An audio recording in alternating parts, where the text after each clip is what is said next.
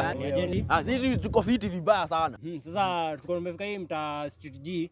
Tunaulizia chorus. Kwani mnataka nini chorus? Shughuli tu tufanye hapo. Unajua hata ni kama nimepata bahati venye mmepatana na mimi. Mungu, si nimekwambia. Sasa chorus. Mnataka kwenda kufanya nini chorus? Tuko na shughuli fulani hapo. Alikuwa ametuambia tukuje na huku kwake. Na kwani nyinyi mmetoka wapi juu sisi ni wageni. Nyinyi ni wageni? Sasa mtaenda hivi. Unaona pale kuna ile kona. Mtane left. Mkisha turn left, mtu nako kanjia kabisa. Mahali utaona kamefika mwisho, kuna kanjia kameingia right. Uingie na hako kachochee vizuri. Mahali yako kachochee kamefika mwisho, mwende tu mnoko huko. Rasa tatoka.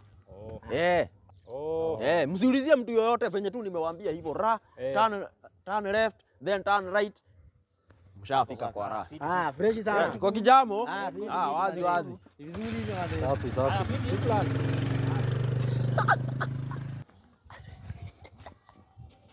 Ya, kwani rada? Rada. Wewe sasa unauliza rada ama kwanza uniulize hao wazee wameenda wapi? Wazee wataenda kugongwa. What are you saying? What are you saying? What is he saying? Wewe unasema kwa rasa mgani? Mzee mimi sijawaambililia kwa rasa. Unacheki na hapo mahali nimewaambililia. Hiyo choche. Ile choche magondi huwa wanachill. Mimi nadhania ni sasa hadi venye nimewaambia wataenda wakiwa wamejieka jikoni vizuri. So hakuna chorus wanaenda.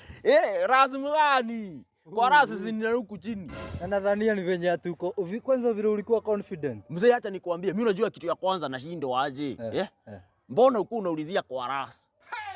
Uchumi hata ujui unaenda. Alafu unaulizia chorus na uko na dread. Aje sasa. Alafu akue ni wako. Na mtu hata ako na mandevu kubwa alafu unaulizia direction. Aje kwa kutumeka na matawasu unaniulizia mimi. So, umedirect kubaya. Hao wazee wanaenda kugongo, acha nikwambie. Wow. Ni hadi afadhali ningewafuata.